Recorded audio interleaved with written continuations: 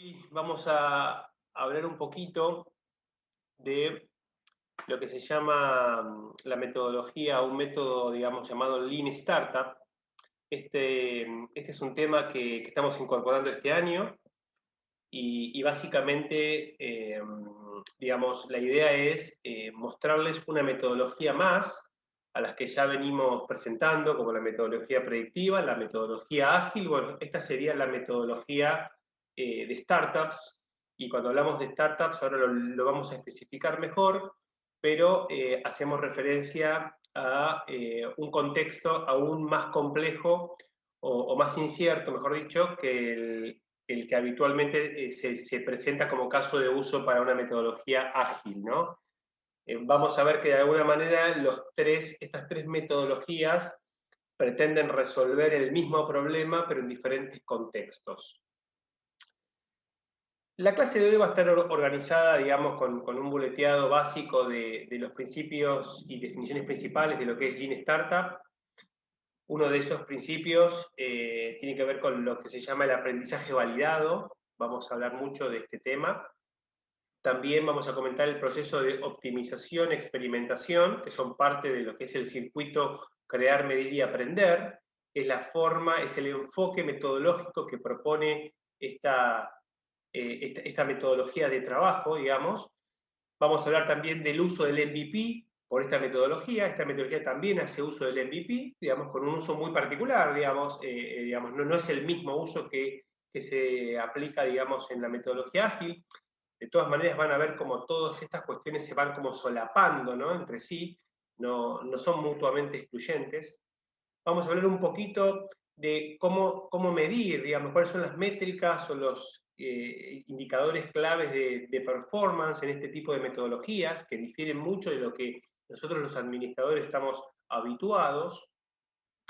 Vamos a hablar de lo que es la cuestión del pivot, que es una decisión, digamos, muy particular que se toma en el contexto de esta metodología. Y bueno, es todo esto que estamos planteando acá, digamos, y que se plantea en este método llamado Lean Startup, en el fondo es un intento de profesionalizar la innovación, ¿no? Digamos, el objetivo de esta metodología, desde mi punto de vista, es formalizar, digamos, lo que podría ser un proceso totalmente natural de innovación. Acá en esta imagen, digamos, arrancamos con una imagen que resume un poco el contexto general de este método. Lo primero que quiero, digamos, agregar, que tiene que ver con una cuestión más conceptual, ¿no? Desde mi punto de vista, el método Lean, digamos, si lo llevamos es un método para tomar decisiones. O sea, en el fondo, lo que estamos haciendo es tomar decisiones. Y el método Lean, desde ese punto de vista, podríamos ubicarlo como un método prescriptivo de toma de decisiones. Nosotros cuando abordamos el tema de la toma de decisiones, siempre nos planteamos en dos grandes modelos, ¿no? Los modelos normativos y los modelos descriptivos. Esto no sé si lo han visto en la Facu. Si no lo han visto, es probable que lo vean en la última materia, en la materia, bueno, perdón, en la última no, en la materia de dirección general, pero, y si lo han visto bien, porque básicamente, digamos, cuando tomamos decisiones, vos tenés dos formas de enfocar el trabajo, ¿no? La forma normativa, que es cómo se deben tomar decisiones, y la forma descriptiva, que es, bueno, cómo efectivamente se toman decisiones, ¿no? Bueno, este método es un método que intenta, desde mi punto de vista, ser prescriptivo.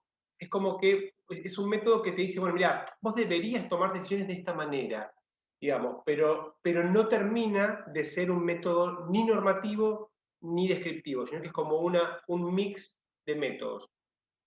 Y esto es importante tenerlo presente porque para entender cuál es el enfoque en esencia de la metodología Lean y no caer, digamos, en aprender la metodología como si fuese una receta de cocina, ¿no? Bueno, 2 huevos, 150 de de azúcar, 150 de manteca y 300 de harina, ¿no? Y revuelvo, mezclo, y horneo, o sea, digo, ese enfoque, digamos, que es como se puede ver esta metodología en cualquier video de YouTube, digo, y no es en lo que vamos a invertir demasiado tiempo en esta clase, porque está en los contenidos, digamos, y es algo que ustedes van a poder leer tranquilamente en el libro.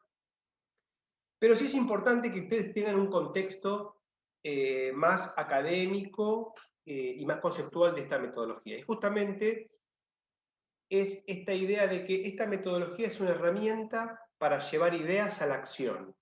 Y tomar decisiones es el proceso de llevar ideas y transformarlas en acciones.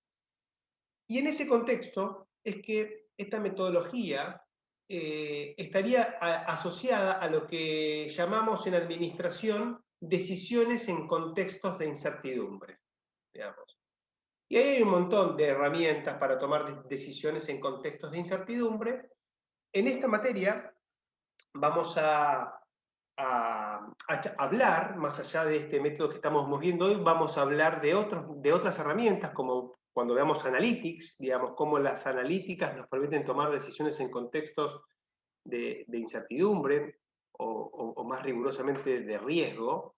Pero básicamente cuando tenemos que tomar una decisión en estos contextos, lo primero que hacemos es establecer una hipótesis.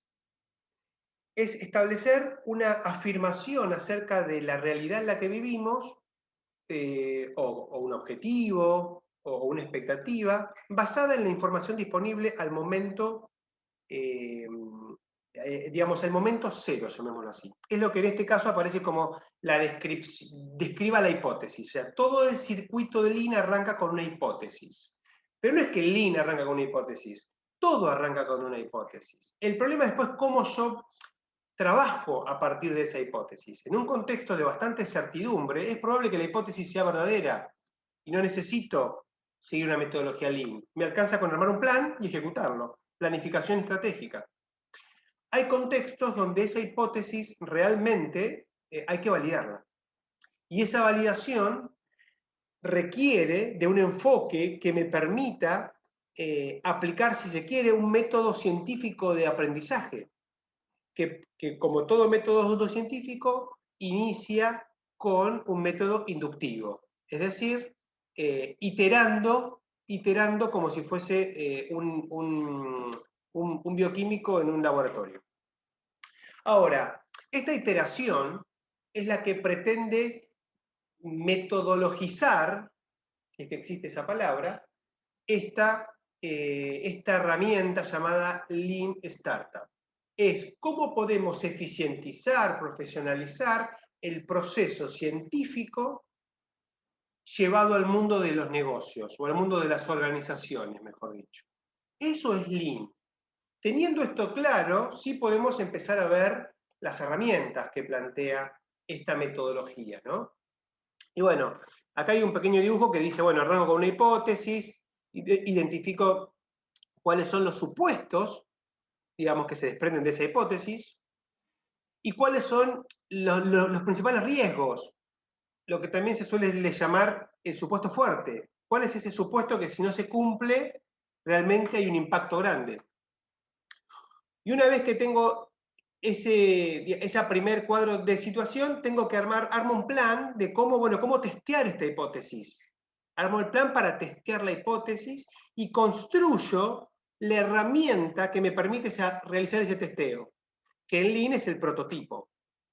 Ejecuto ese prototipo, obtengo resultados, que es la parte de measure, de medir, y después analizo y repienso esa hipótesis. Hay una profesional, digamos, que labura en Google, que ahora no me acuerdo el nombre, creo que es Cassidy Kuznetsov, no me sale exactamente, es muy conocida, que ella dice que Business Analytics, que lo vamos a ver más adelante, es el arte de aprender algo nuevo. En realidad lo que ella dice es que la estadística, todo lo que es, todos estos nombres pomposos que vemos, Business Analytics, Analytics a secas o BI o lo que fuese, que ya lo vamos a ver en próximas clases se basan en la estadística. Y de hecho, esto que yo les estoy comentando acá, bien se puede basar en la estadística, en la medida que yo tenga que trabajar con hipótesis que requieran o que sean susceptibles de ser testeadas con grandes volúmenes de datos. Bueno, lo que dice esta chica es que cuando tu hipótesis se ve refutada, es cuando aprendes algo. Cuando vos confirmás tu hipótesis, cuando vos venís con una hipótesis, haces un análisis de datos y tu respuesta es que tenías razón, no aprendiste nada. Cuando vos tenés una hipótesis y esa hipótesis es refutada por el análisis que vos haces, ahí aprendiste algo. Entonces, fíjense cómo se da vuelta el enfoque de cuál es el éxito. El éxito, o si se quiere, la medida de éxito, no es validar la hipótesis. El éxito es refutar la hipótesis y elaborar una nueva, digamos. Y para hacer eso necesito aprender. Bueno, eso es lo que pretende hacer Lean Startup. Pretende ir refinando las hipótesis a partir de un proceso iterativo que permite lograr un aprendizaje metodológico y con una gestión, con un management muy importante, digamos. Bien. Cuando hablamos después de todo esto que yo les estuve tratando de comentar, es bastante obvio, o no sé si es bastante obvio, digo, pero yo podría decir, es bastante obvio, que el método de Lean Startup no es más que una herramienta de gestión. En este caso, para gestionar la incertidumbre. ¿Y cuáles son las organizaciones más susceptibles a usar esta herramienta de gestión? Bueno, las startups. ¿Por qué? Porque la propia definición de startups, fíjense que hay una definición, si se quiere, de libro, dice que es una institución humana diseñada para crear nuevos productos o servicios en condiciones de incertidumbre extrema o de extrema incertidumbre. Entonces, no todo negocio nuevo es una startup, porque una startup es un negocio. Y cuando digo negocio no me refiero al negocio desde el punto de vista de una personería jurídica particular, sino digo a la actividad que se esté desarrollando. Puede ser de triple impacto, puede ser, digamos, una actividad estatal, no importa. Una startup es cuando yo estoy diseñando un nuevo producto o servicio en una condición de extrema incertidumbre. Si esto no es así, no es una startup. O sea, una startup no replica productos existentes, ni hace mejoras sobre productos existentes. Eso no es una startup. Y una startup tampoco es un producto nuevo, pero en un contexto totalmente conocido, digamos. Que obviamente ahí tenemos alguna contradicción, ¿no? Pues bueno, ¿cómo en un contexto conocido puede haber un producto nuevo? Bueno, puede haber situaciones que lo ameriten. Una de las empresas más conocidas en esto es 3M, que es una empresa que vive desarrollando, es un ejemplo, hay miles, ¿no? Que viven desarrollando productos nuevos, en algunos casos con contextos que no son de incertidumbre extrema, por lo tanto no son startups, desde el punto de vista de esta definición, ¿no? Entonces, una startup, como se encuentra en un contexto de total incertidumbre, una startup digamos, es cuando vos te tirás a la pileta. En una startup te tirás a la pileta, no hay forma de hacer un cálculo racional. Digamos, justamente lo que pretende hacer la metodología de Lean Startup es ayudar a ese proceso, pero porque intrínsecamente es muy complejo. Entonces, vos tenés que innovar, pero en un contexto de alta incertidumbre, que no es lo mismo que innovar en un contexto de certidumbre. La innovación es un proceso de mejora continua. Ahora, vos tenés innovación continua e innovación discontinua. Cuando la innovación es discontinua, se puede presentar situaciones donde el proceso es tan discontinuo que realmente no tenés información que sustente ninguna hipótesis. Como dice acá, digamos, la incertidumbre es muy alta. Entonces, fíjense que no habla de un tipo de organización, no es que las startups son un tipo de organización, no. Una startup es un contexto, es un equipo de trabajo que se da en un cierto contexto.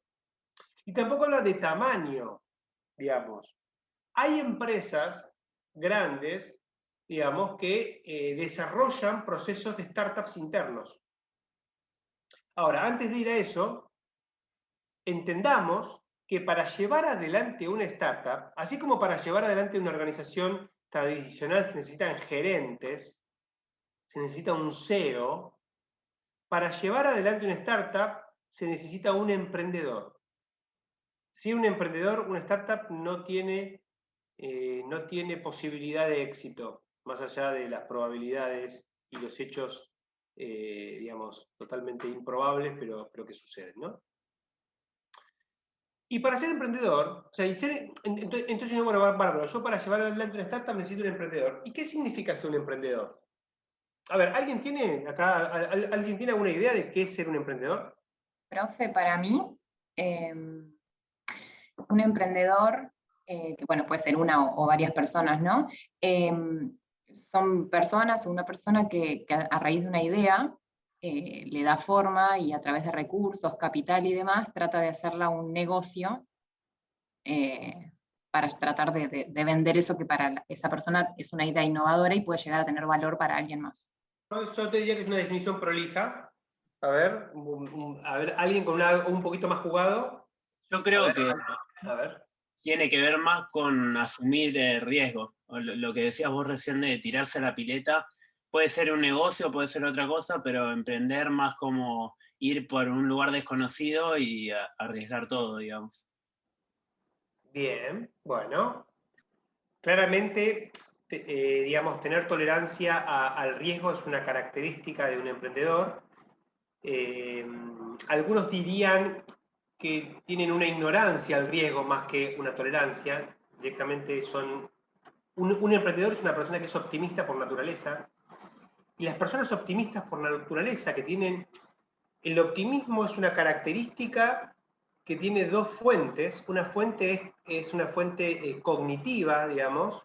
Hay tejidos neurológicos orientados al optimismo. Y también hay una cuestión más cultural, ¿no? O contextual, pues, digamos, desde el contexto familiar que uno pudo haber tenido, ¿no? Pero en cualquier caso, un emprendedor siempre es un tipo optimista. Un emprendedor no puede ser un tipo pesimista, es imposible que sea un emprendedor. Es imposible, porque él mismo, digamos, va a hacer un cálculo tan bueno de los riesgos que se va a dar cuenta que su decisión es equivocada. Un emprendedor, chicos, es como un soldado que va a la guerra. Y discúlpenme por la analogía, pero es así. Un emprendedor va al muere. Esa es la realidad. Si un emprendedor calcula los riesgos, no emprende nada. Porque no vale la pena emprender desde el punto de vista de la racionalidad. El 90% de los emprendimientos fracasa.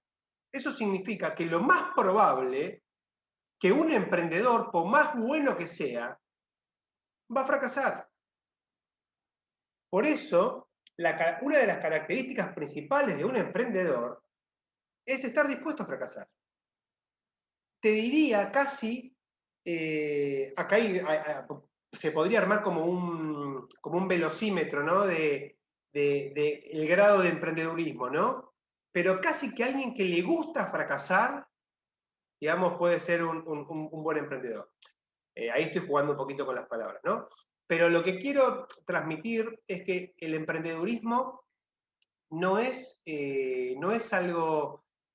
A ver, el emprendedurismo significa salir de tu zona de confort, digamos. Y la mayoría y yo te diría que el confort está sobrevaluado, o que la situación de disconformidad tiene mala prensa.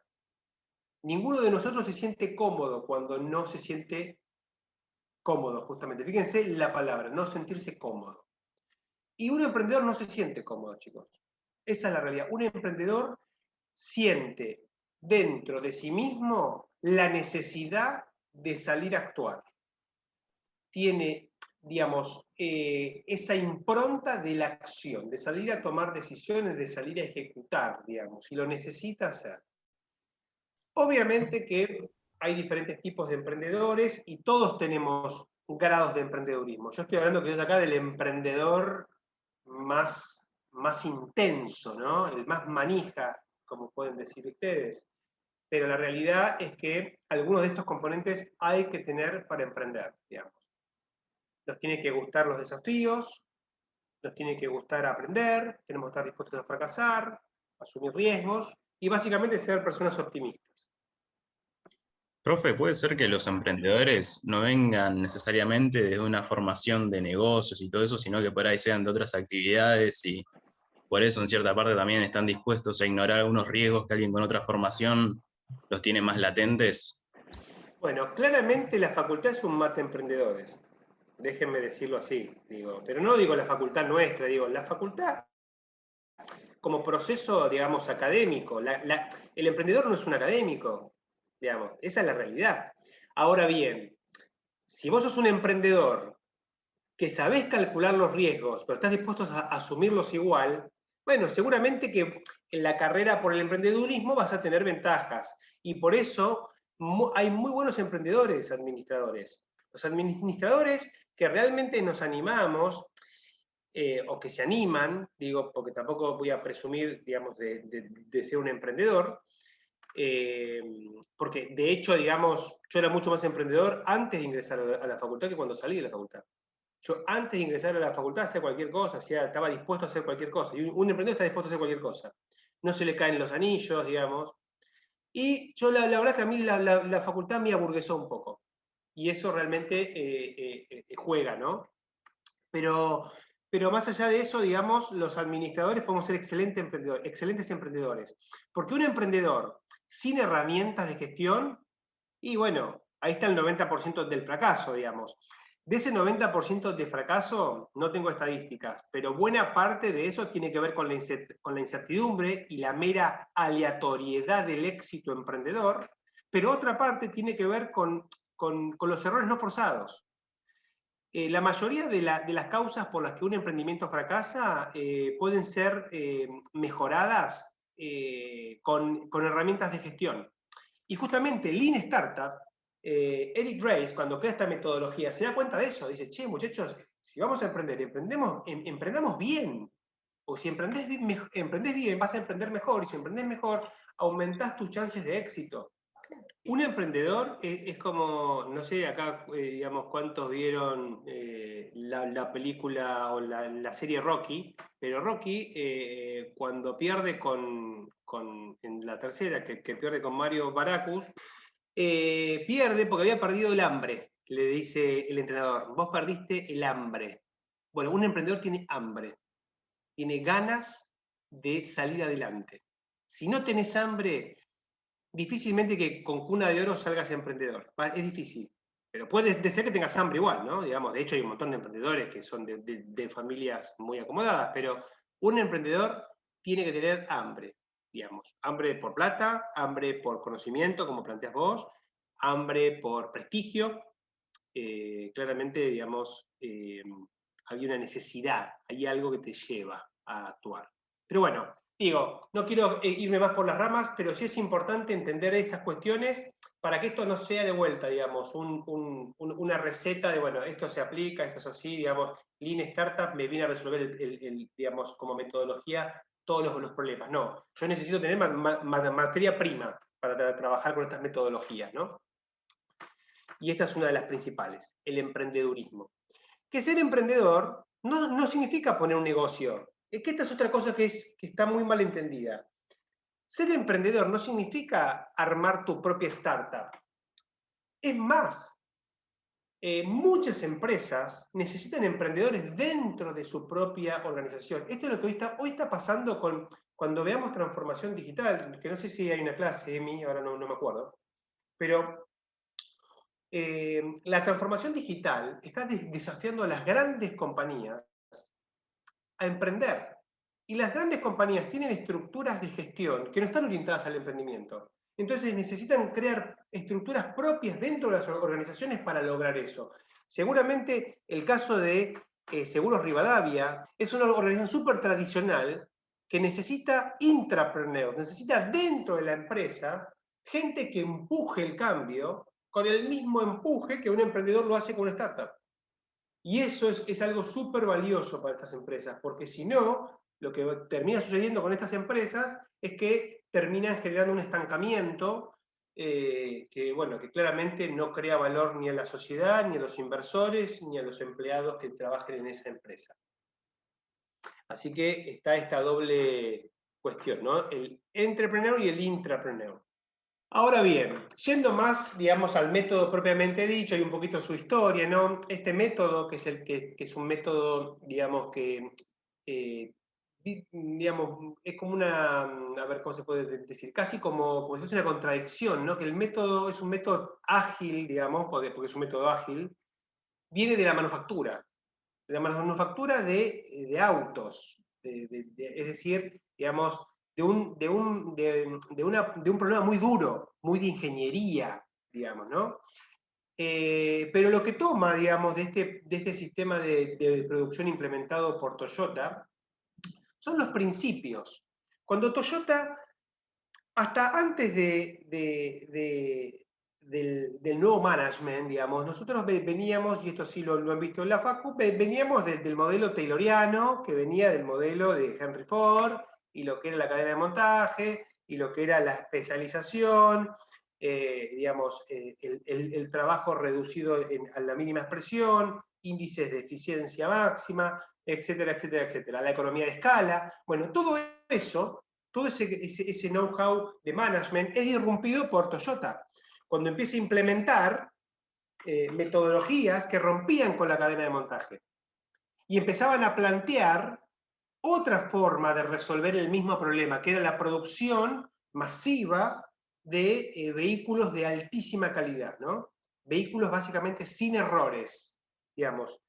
Hay algo que se conoce como Six Sigma, que es una metodología para evitar el error, ¿no? Bueno, estas organizaciones, digamos, minimizaban el error y para hacer eso utilizaban herramientas como Just in Time o Jidoka, que son herramientas de gestión sobre las cuales se inspiró, digamos, el creador de Lean Startup, que es Eric Ries, que es el autor del libro que usamos como bibliografía.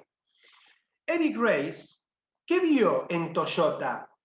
Eric Ries, que era un emprendedor nato, vio lo que ya hemos hablado en estas clases, un nivel de desperdicio en el mundo de la tecnología que es un escándalo.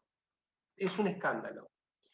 Entonces, ¿qué dijo él? Bueno, ¿de dónde puedo sacar una herramienta que me permita reducir este desperdicio? Y ahí fue donde encontró en Toyota una inspiración, porque básicamente estas herramientas que implementaban estos aspectos de calidad minimizaban el desperdicio, minimizaban el error, generando en un contexto ingenieril. Bueno, el contexto de las startups no es un contexto ingenieril, pero la situación era la misma, que era, digamos, ¿cómo puedo hacer para reducir este desperdicio? Que en Toyota el desperdicio, digamos, del nivel de producción era, si se quiere, bastante bajo, pero en una industria totalmente madura, los incrementos marginales generaban grandes impactos en las valorizaciones de esas compañías. En las startups estábamos mucho más verdes, con niveles de desperdicio que eran un escándalo. Entonces lo que hizo Eric Ries fue tomar estos principios que aplicaban a un contexto de manufactura y los llevó a un contexto de startups, digamos. Y esa fue su gran inspiración, ¿no? Digamos, de decir, cómo utilizo herramientas duras, muy duras, en contextos muy blandos, ¿no? Para usar una contradicción. Entonces, básicamente lo que hizo Eric fue crear un conjunto de prácticas que ayudan a los emprendedores a incrementar la probabilidad de éxito de las startups, que es de lo que vengo hablando hace 20 minutos, ¿no? De cómo, digamos, en un contexto de altísimas probabilidades de fracaso, bueno, ¿qué herramientas tengo para minimizar ese contexto, ¿no? Y acá es donde, respondiendo a la pregunta de uno de los alumnos, las herramientas de gestión son fundamentales, digamos. El mejor tándem para una startup es tener el emprendedor y tener el gestor, digamos, porque justamente es ese balance el que se necesita, ¿no? El que empuje para adelante y el que va acomodando, digamos, los melones. Bueno, básicamente, digamos, este es un poco el origen de esta metodología. Y esta metodología se basa en 3 grandes actividades, como está en el dibujito que estamos viendo acá a la izquierda.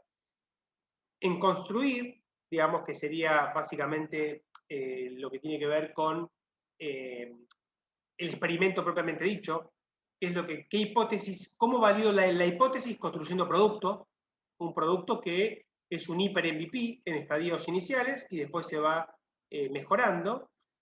En medir, digamos, cómo ese producto me permite aprender y reducir la incertidumbre, y después con ese proceso de aprendizaje construir un producto nuevo que me permita de vuelta medir para volver a aprender y así seguir iterando de manera totalmente indefinida, ¿no? Porque, digamos, si hay algo que sucede en las startups, que el horizonte temporal no está claro, ¿no? Esto es una iteración constante, hasta el punto donde el cual se reduce la incertidumbre a tal estadio que deja de ser relevante seguir iterando, ¿no? Y ya se puede pasar a una gestión más tradicional o más predictiva, llamémoslo así.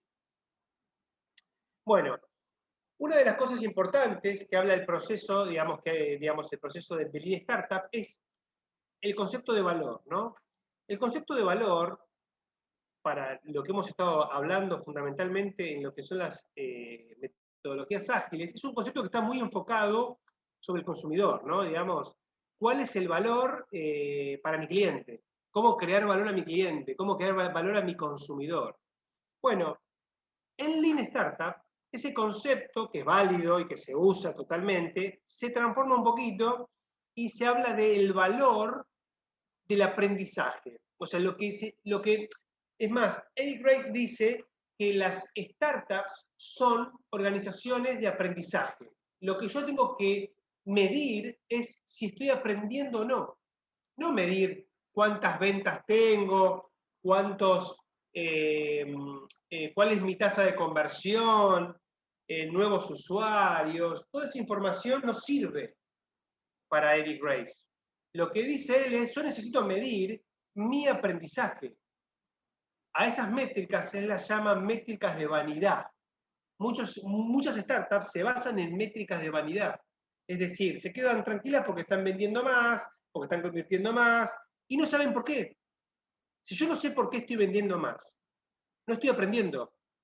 Y si yo no estoy aprendiendo en un contexto de incertidumbre, es probable que cuando cambie alguna de las variables, que ustedes saben que en los sistemas complejos, pequeños cambios generan impactos importantes, bueno, es probable que deje de funcionar lo que hasta ahora venía funcionando. Por lo tanto, es necesario aprender constantemente más que tener necesariamente más ventas y clientes. La startup más valiosa, de más valor de mercado, es la que logra validar una hipótesis más que la que logra tener clientes en su producto, ¿no? Bien. Y como dice él acá, bueno, el concepto de valor también está orientado al uso correcto de los recursos, ¿no? Si hay algo que en una startup no hay, son recursos, digamos. Hablo más que nada en los inicios, ¿no? Una vez que la startup valida la hipótesis y logra convencer a inversores, los recursos empiezan a fluir. Pero hasta tanto eso no suceda, digamos, que es el contexto básico de una startup cuando utiliza este método Lean, digamos, lo más importante es cómo hago para aprender de la manera más barata posible. Es aprender reduciendo los recursos que requieren esos experimentos. Por eso lo que propone la metodología es experimentos simples, rápidos y ágiles que permitan validar la hipótesis barato, digamos. Bien, entonces, uno de los conceptos principales de esta metodología es justamente el aprendizaje. Ahora, todos aprendemos. Las organizaciones siempre aprenden. El desafío es cómo valido ese proceso de aprendizaje. ¿Cómo sé que efectivamente he aprendido? Y acá el principal tema es que el aprendizaje es algo totalmente intangible, digamos. El aprendizaje es difícil de medir, es difícil de cuantificar y es difícil de ver. Por lo tanto, digamos, este método pone mucho foco en, bueno, ¿cómo podemos hacer para validar el aprendizaje? Bueno, lo primero que propone esta metodología es hacer una demostración científica, empírica, de método inductivo, digamos. Por eso se usan muchas herramientas como el A/B testing y muchas herramientas de analytics, digamos. Esto obviamente cuando tengo datos, ¿no? Yo acá tengo dos formas de trabajar el aprendizaje validado, con métricas concretas, por ejemplo haciendo A/B testing, digamos que el A/B testing, chicos, no es más que lo que vieron en estadística, la famosa hipótesis nula, es validar, digamos, si algo se cumple o no, y una herramienta básica, digamos, que se suele usar mucho es el testeo de dos grupos de clientes con dos contextos separados, y valido, digamos, el comportamiento de esos clientes en estos contextos para entender cuál contexto es el más favorable. Por ejemplo, esto se usa mucho cuando se hacen, por ejemplo, modificaciones importantes en productos que ya están establecidos, que tienen una base de usuarios. Ahí es mucho más fácil hacer A/B testing, digamos, y bueno, igualmente en ese contexto quizás el método Lean es más un método de mejora continua, más que un método de desarrollo de negocio, ¿no? Que es como tradicionalmente se utiliza esta herramienta, o como principalmente se utiliza esta herramienta, y como ustedes la van a usar en el contexto de esta materia, ¿no? Pero bueno, básicamente, digamos, ese aprendizaje tiene que estar validado empíricamente, no tiene que ser solamente argumentativo, digamos, y ese aprendizaje tiene que tener un vínculo, un impacto, una causa-efecto con el negocio. Porque también uno puede aprender muchas cosas. La pregunta es, ¿qué es lo que tengo que aprender? Digamos. ¿Y qué es lo que tengo que aprender? Es, ¿cuál es la hipótesis que tengo que validar? Por un lado digo, yo tengo el producto, la calidad del producto, tengo la calidad del servicio, tengo la atención personalizada. Entonces, vos ahí, yo te escucho a vos y digo, una de las hipótesis es que evidentemente al público que ustedes quieren apuntar valora la atención personalizada. Sí. Por ejemplo, bueno, ¿cómo valido esa hipótesis? ¿Cómo me doy cuenta si esto que estoy planteando es una tontería o realmente tiene sentido? Este es el ejercicio que requiere aplicar Lean Startup. O sea, es un ejercicio de reflexión, es un ejercicio de ideación, es un ejercicio intelectual, donde nosotros tenemos que ir tratando de desmenuzar el problema y establecer cuáles son las hipótesis de base que estamos asumiendo, los supuestos de base, para no hablar de hipótesis y dejar el concepto de hipótesis a la hipótesis de valor, que como están viendo acá es una de las grandes hipótesis. ¿Cuáles son esos supuestos que tengo que verificar? Yo tengo que verificar primero que el tipo esté dispuesto, porque aparte de todo esto me imagino que debe tener un precio. Entonces, tengo que verificar que la persona está dispuesta a pagar más por un servicio personalizado. Por ejemplo, digamos. Entonces, ¿cómo puedo medir si está dispuesto a pagar más? Supongamos que logramos un experimento que nos permite validar que está dispuesto a pagar más. ¿Y eso cómo lo puedo hacer? Bueno, lo podría hacer de una manera súper simple y barata. Podría ser al momento de que le vienen a comprarme, me vienen a hacer un pedido, le ofrezco algo mucho mejor, más caro, y veo que me responden, digamos. Y asumamos que cuando me responden que sí, le digo, mira, sí, bueno, esto es un experimento, y le explico, ¿no? Porque la verdad es que no tengo el producto.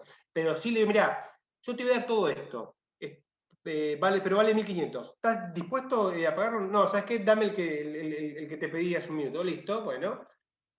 Entonces digo, es pensar creativamente qué cosas ustedes podrían hacer para poder validar la hipótesis de valor, justamente. O sea, es como comprobar que realmente ese diferencial. Recuerden que la hipótesis de valor de la startup tiene que ver con aquella diferencia que yo identifico en el mercado por lo cual me van a elegir a mí, ¿no? Entonces, hay que validar eso.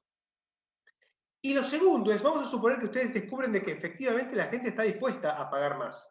Están dispuestos a pagar, en vez de 1.000, 2.000 pesos por la misma hamburguesa, pero con todas estas características, ¿no? Digamos, excelente. La segunda hipótesis es, bueno, bárbaro, esto, ¿cuál es la capacidad de que esto crezca en el tiempo? O en realidad está limitado a muy poquitos clientes. ¿Y esto por qué es importante la hipótesis de crecimiento, que es la segunda hipótesis, ¿no? Porque acá estamos hablando, en el mundo de las startups, una de las características es la escalabilidad del negocio, que el negocio es escalable, digamos. Y esto, si se quiere, no es una condición sine qua non, digo, porque yo podría bien decir, no, yo tengo un negocio de nicho, valido mi hipótesis de valor, tengo mis 50 clientes y con eso estoy chocho, porque doy clases de yoga a 50 grados de temperatura en un sauna y con 50 alumnos estoy bárbaro. Bueno, listo, ok. Ahora, si estamos hablando de un negocio de tecnología que va a requerir, digamos, un esfuerzo de desarrollo y un montón de cosas, necesito entender de que esta hipótesis de valor tiene la escala suficiente para que mi negocio me rinda económicamente, digamos. Y ahí es donde está la segunda hipótesis a validar. ¿Cómo puedo validar si realmente mi negocio va a crecer rápidamente? Digamos. Y esta es más compleja que la primera, ¿no? Porque en esta tengo que, de alguna manera, comprobar el R, ¿vieron el R ahora del COVID? La tasa de contagio, esto es lo mismo. ¿Cuál es la tasa de contagio, digamos? ¿Va a haber tasa de contagio o no hay tasa de contagio? ¿O esto muere en poquitos clientes? Bueno, esa es la segunda hipótesis que Lean plantea como las dos grandes hipótesis a validar y a aprender. La primera es para ir refinando mi propuesta de valor, porque claramente, digamos, acá no es pasa o no pasa, es yo aprendo que mi propuesta de valor, ¿sabes qué? No estaba tan centrada en la calidad del producto y estaba más centrada en la customización hacia el cliente. Bueno, entonces refuerzo mi hipótesis de mi propuesta de valor, perdón, más orientada al servicio y no tanto a la calidad del producto. Y sigo iterando y sigo validando, hasta que termino en una refinación tal que tengo construido el blueprint de mi producto, ¿no? Sobre esa hipótesis de valor a partir de N iteraciones. Ahora, eso es para crear el producto. Ahora, después, la hipótesis de crecimiento lo que me permite es refinar la estrategia comercial, me permite refinar el onboarding, me permite refinar la forma, el pricing, la monetización, digamos. Entonces, digamos, dependiendo de qué se trate el producto, si estamos hablando de una, por ejemplo, de una red social o de alguna herramienta tecnológica tipo plataforma digital, claramente la hipótesis de crecimiento es fundamental, digamos. Porque claramente, a diferencia de un salón de yoga que con 50 alumnos está bárbaro, acá necesito el network effect, que es esta característica que tienen las startups, es una de las cosas más importantes, digamos, de ese negocio. Entonces la hipótesis de crecimiento se vuelve crítica, digamos. Y ahí sí empezamos a usar herramientas de analytics, porque lo que tengo son datos de los diferentes touch points que genera mi aplicación y la usabilidad que tenga con mis usuarios, ¿no? Entonces, bueno, básicamente, digamos, de lo que se trata la etapa de construcción es esto de experimentar. ¿Cómo experimento barato, digamos, no? Y esto porque es, a ver, cuando Eric Ries plantea esto, ¿no? Lo plantea teniendo en cuenta un modus operandi que existía en la industria del software, ¿no? Que era básicamente que para validar una hipótesis se desarrolló un producto. Y eso es lo que vino a romper esto, ¿no? Quizás en nuestro ejemplo era como, estábamos tratando de diseñar directamente cómo podría ser el experimento, que está bien y es algo que se va desarrollando con la práctica de la metodología, pero a lo que apunta esto es a decir, yo para validar no tengo que desarrollar un producto. Lo que tengo que hacer es generar un experimento, ¿no? Que es este MVP, este prototipo, digamos, que puede ser un folleto, en el caso de, supongamos que ustedes quieren validar volviendo al ejemplo de las hamburguesas, quieren validar. Entonces, bueno, en el menú, pero ustedes tienen una app y la gente pide por internet. Bueno, en el menú pueden agregar una opción y ver qué pasa, digamos. Aunque esa opción todavía no exista. Hay un ejemplo de esto de una emprendedora que quería desarrollar una aplicación vinculada con los oficios y cómo facilitar el match entre, por ejemplo, plomeros, no sé, peluqueros, o sea, gente de oficio, carpinteros y los consumidores, ¿no? Y su primera pregunta era, bueno, ¿cuál será el oficio más demandado? ¿Y qué hizo? Creó una pequeña página web con 5 o 6 oficios, con un link que decía contratar. Y una vez que vos cliqueabas en contratar, te decía, bueno, próximamente, no sé qué. O sea, que no había nada. Eran 4 fotos con un texto, o 5 fotos y un texto. Y utilizó esa herramienta para validar qué oficio era el más importante. O qué oficio, en principio, era el que estaba más interesado por el lado de los consumidores. O sea, ahí podés validar la hipótesis de tus consumidores. Después tenés que validar la hipótesis de los proveedores. En el caso de las plataformas digamos, de doble vía, donde vos juntás puntas, tenés 2 hipótesis de valor, ¿no? Y ahí es un poco más complejo, porque tenés que validar que le sirva al consumidor y después que le sirva al productor, en este caso, al profesional o al que tiene el oficio. Ahora, no es necesario desarrollar código para validar una hipótesis, digo. Esto que quizás en esta clase parece algo de total, digamos, normalidad y claridad, en el mundo del desarrollo del software no es así. Yo veo que siempre se desarrolla y después se valida. ¿Y con qué valido? Con el desarrollo hecho. Incluso con el MVP. El MVP no puede ser el primer producto, o sea, el primer MVP quizás no tiene código, quizás es una pregunta a un cliente. A eso apunta, ¿no? Esto, digamos. Es una encuesta, como planteaban ustedes, o un estudio de mercado, digamos. Bien. Un ejemplo tremendo, ¿no? de esta metodología es el ejemplo de Sapos. Hay muchos ejemplos, ¿no? Este es uno de ellos. Una empresa que básicamente era una empresa de e-commerce, pero es una empresa que se creó en los 90, en el 99, si no me equivoco, donde todavía la hipótesis del e-commerce no estaba tan clara en ese momento de que el e-commerce iba a funcionar. Entonces este muchacho, el fundador de esta empresa, que después terminó siendo adquirida por Amazon, o sea que mal no le fue, en 1000 y pico de millones de dólares, esta empresa, ¿qué hacía? Quería ver si la gente estaba dispuesta a comprar, en este caso, unas zapatillas o calzado por internet.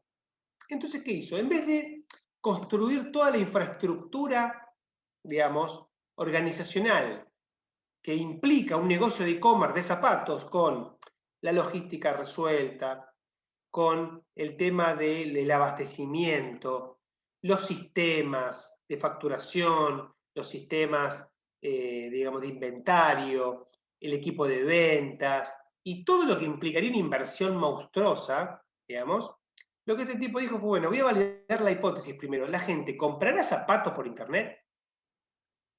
¿Y qué hizo? Básicamente fue a locales minoristas y les ofreció el siguiente acuerdo. Dijo, mira, ¿puedo publicar tus calzados en internet? Y si los vendo, te los compro a vos a full price. O sea, te los compro al precio que vos los estás vendiendo al consumidor. Es decir, yo no me llevo nada.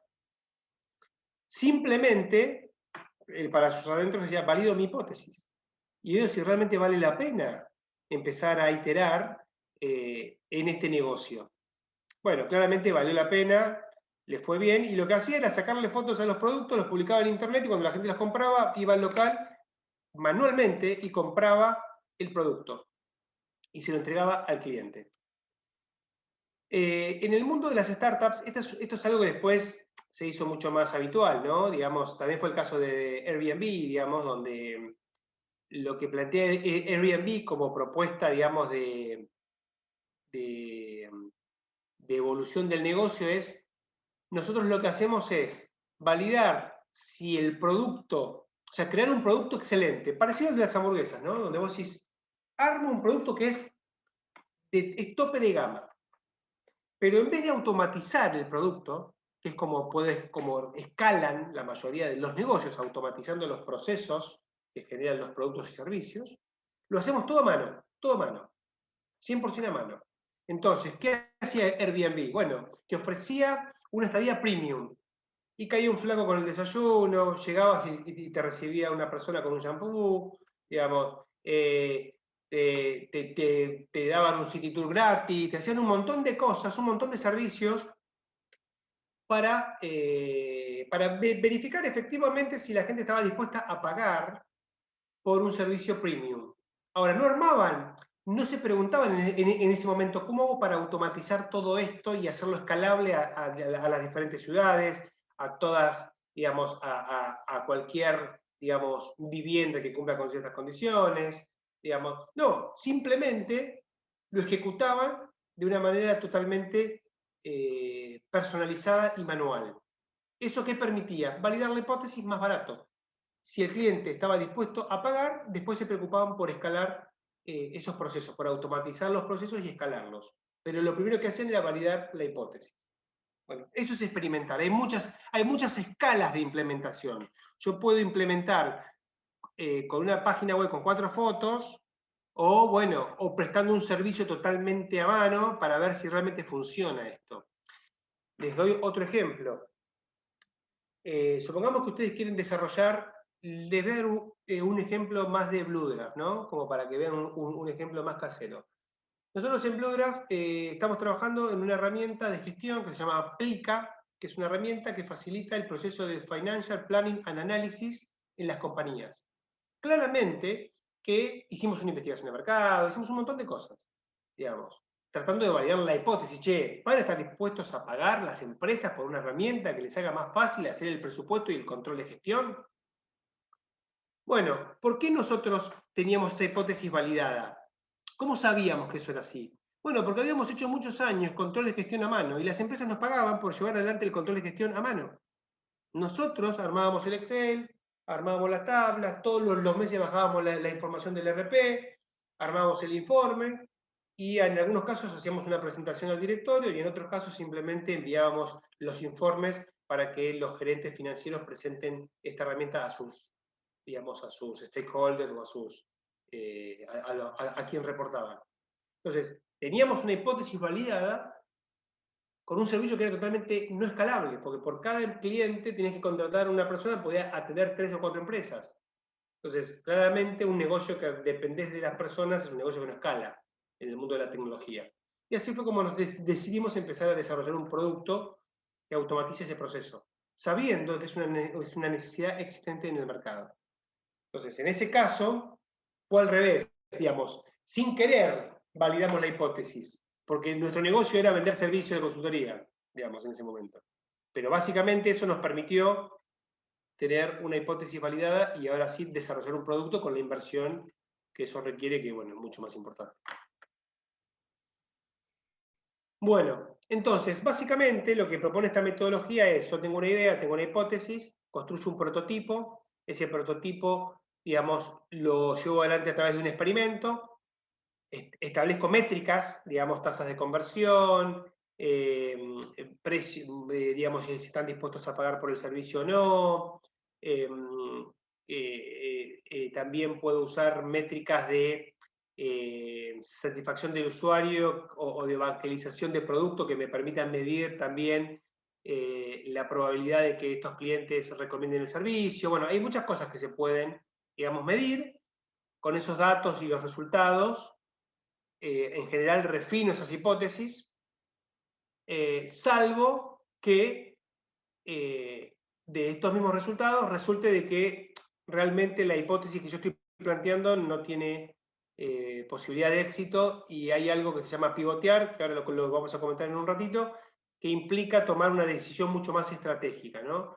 Que simplemente refinar la hipótesis, no significa dejar caer esa hipótesis, esa propuesta de valor y crear una distinta.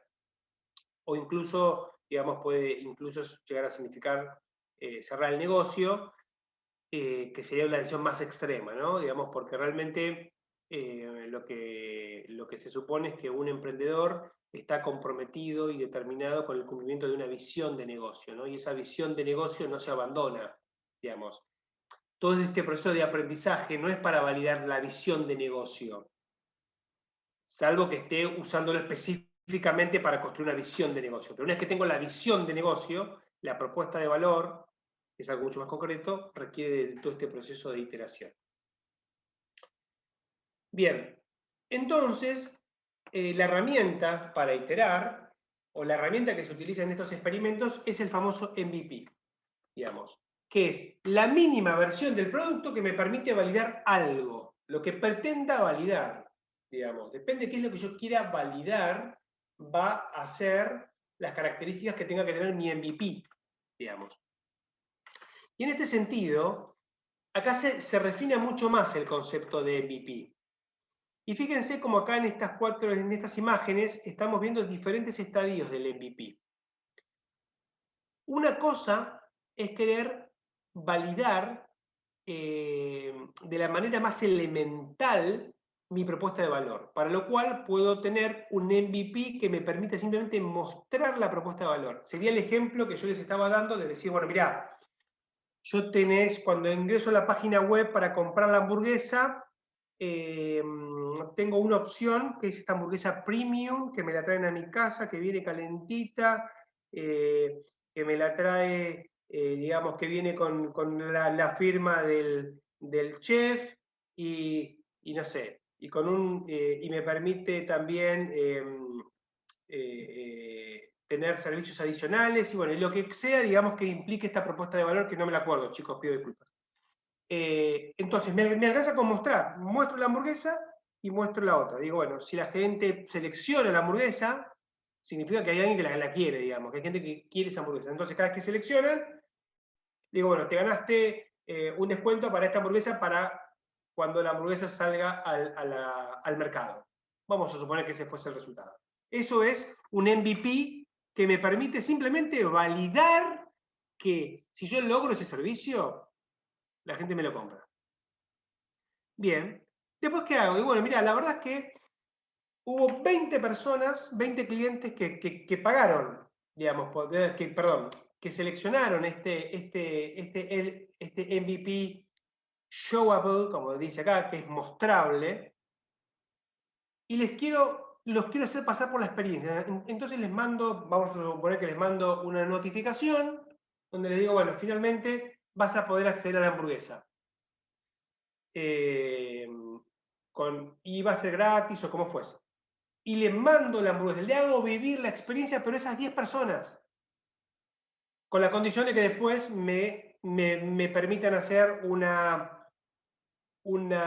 entrevista de 10 minutos por teléfono para validar toda la experiencia. Eso sería un MVP testeable, digamos. Todavía yo no puedo salir al mercado con ese servicio porque la verdad es que al chef lo llevé literalmente. El chef fue con la hamburguesa que la terminó de cocinar en el auto en la esquina y se la llevó y bueno, hicimos toda una cosa totalmente customizable para mostrar la experiencia. Y ahí estoy testeando la experiencia. Si yo ahí tengo luz verde, si estos 10 clientes dicen, sí, la verdad que esta experiencia fue única, se la voy a recomendar a todos mis amigos porque aparte quedo re bien, paso a armar el primer MVP de verdad. Y ahí sí, empezamos con el MVP como lo conocemos o como se suele hablar en otras metodologías. Acá tenemos que tener esto funcionando, la posibilidad de vender la hamburguesa.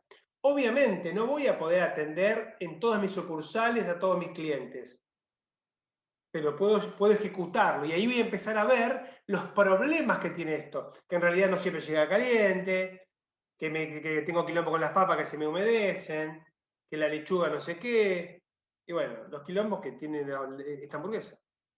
Y voy a poder seguir refinando cómo mejorar ese proceso para después sí decir, bueno, ahora paso a un MVP mucho más robusto. Y finalmente termino con un MVP que es la máxima expresión del servicio que quiero, digamos, prestar. Este ejemplito, digamos, lo que muestra es cómo el MVP tiene diferentes niveles y diferentes funcionalidades. No es lo mismo un MVP para mostrar el producto que para testear el producto que para usar el producto. Y después, bueno, acá está el estadio de para que guste el producto y para que mis clientes amen mi producto. Y acá en el ejemplo está, para llevarlo al ejemplo del dibujito, actualmente llevo las cajas a mano, le muestro a mi cliente que en realidad lo podemos mover con un carro, después le doy un carro que efectivamente lo traslada, después ese carro que lo traslada le doy un poquito de volumen, después ya le doy un camión, y como producto final le doy un camión con GPS, con geolocalización, con Wi-Fi incorporada y un montón de funcionalidades. Digo, ese es un poco, digamos, el enfoque con el que se aplica la herramienta MVP o el artefacto MVP. Bueno, claramente este proceso de aprendizaje, cuando ustedes lean el libro, van a ver que Eric Ries lo lleva a la máxima expresión, ¿no? Y él directamente habla de una contabilidad de la innovación. Él dice, medir ventas, o sea, el profit and loss, el cash flow, por él que sí, porque te quedas sin plata, ¿no? Digamos, y obviamente una de las principales causas por las cuales fracasan las startups es porque se quedan sin dinero. Pero más allá de eso, la famosa contabilidad, medir los resultados por las ventas, el margen y el resultado neto, para una startup es irrelevante. Es totalmente irrelevante ganar plata o perder plata en una startup. Lo importante de la startup, en el estadio que estamos hablando, chicos, ¿no? En este estadio de incertidumbre, es medir y contabilizar el aprendizaje. De hecho, muchas startups valen billones y pierden plata. ¿Cómo es eso? Vamos a ejemplos concretos, conocidos, ¿no? Por todos. Uber. Uber es una máquina de perder dinero. WeWork, ese es otro negocio, digamos, que se validó pero perdían fortunas. Bueno, Airbnb, digo, estos son los más pomposos, ¿no? Pero yo no necesito ganar plata, yo lo que necesito es haber validado una hipótesis. Y después, si estoy bien encaminado, es muy probable que el inversor esté dispuesto a pagar lo que corresponde por ese negocio, ¿no? Porque haber validado una hipótesis de una propuesta de valor y de un crecimiento exponencial, vamos a suponer, vale fortunas. Es el propósito de una startup, chicos. Si el 90% de las startups fracasan es porque las hipótesis que pensaron que iban a funcionar no funcionaron, no sirvieron. Bueno, el objetivo de esta metodología es no solamente es medir el grado de aprendizaje y validación de esa hipótesis, casi como que la contabilidad tendría que contabilizar la hipótesis más validada, el grado de validación de la hipótesis, porque yo estoy seguro que la hipótesis es buena, es cuando la contabilidad tendría que tener el mayor valor, digamos, de activo, en ese caso. Pero bueno, este es un extremo que yo entiendo que filosóficamente está buenísimo, pero hoy no estamos preparados para tener una evaluación a este nivel, ¿no? O por lo menos yo no lo veo como algo muy aplicable en el corto plazo. Pero sí me parece que el sistema de gestión y las métricas que nos permitan de alguna manera ir monitoreando la evolución del negocio tienen que estar más orientadas a ese aprendizaje que a las meras ventas o la cantidad de usuarios activos, ¿no? Digamos, que podamos tener. Una buena forma de medir esto es midiendo la cantidad de experimentos. Cuanto más experimentos hago, mayor valor tiene mi startup. Entonces, la pregunta que Eric se plantea es, bueno, ¿cómo hago para hacer la mayor cantidad de experimentos con la menor cantidad de recursos posible? Digamos, ese es un poco el desafío de la metodología Lean. Bien. Y hay un momento en esta metodología que se llama el momento de pivotear, el pivot, que es cuando el negocio, que esto es algo muy, muy común, ¿no? Esto sucede, puede suceder muchas veces, que un negocio pivotee, ¿no? Pero Eric le da una cierta importancia al concepto por la característica del emprendedor, ¿no? Los emprendedores suelen ser personas con alto nivel de determinación y muchas veces se enamoran de sus propias ideas, lo que hace difícil el momento del pivoteo o tardío. Si yo pivoteo demasiado tarde, voy a haber desperdiciado muchos recursos. Y si pivoteo demasiado temprano, bueno, evidentemente no estoy teniendo la capacidad de refinamiento suficiente. Acá no hay grandes recetas, pero sí es importante entender que si la hipótesis que yo estoy llevando adelante no logra, si yo no logro ir refinando esa hipótesis de manera eficaz hacia un resultado que me permita a mí llevar adelante un producto al mercado, en algún momento tengo que abandonar el barco o redirigir el barco, porque no sería abandonar el barco, ¿no? Abandonar el barco sería abandonar la visión de negocio. Acá quizás lo que tengo que repensar es la propuesta de valor. Digamos, si la propuesta de valor no logro ir refinándola con éxito, bueno, claramente voy a tener que repensar esa propuesta de valor y plantearme una alternativa. Lo que implica muchas veces volver a empezar, con todo el efecto psicológico que eso requiere. Y por eso es importante estar dispuestos a aceptar el fracaso, porque el primer fracaso que tengo que poder aceptar no es que quiebra mi startup. Sí, eso es medio ineludible. Cuando quiebra, quiebra, no hay mucho para hacer. Ahora, el tema es aceptar que me equivoqué y que la hipótesis estaba mal y que tengo que ir por otro lado. Y eso verlo como algo bueno, no como algo malo, como algo positivo. Así que bueno, un poco ese es la cuestión del pivot.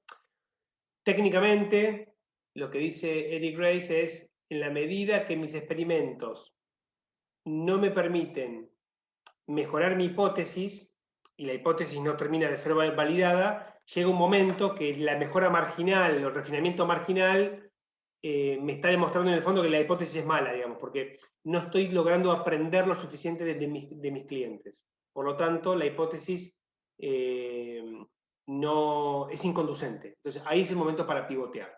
Eso es lo que dice, palabra más, palabra menos, Eric Ries.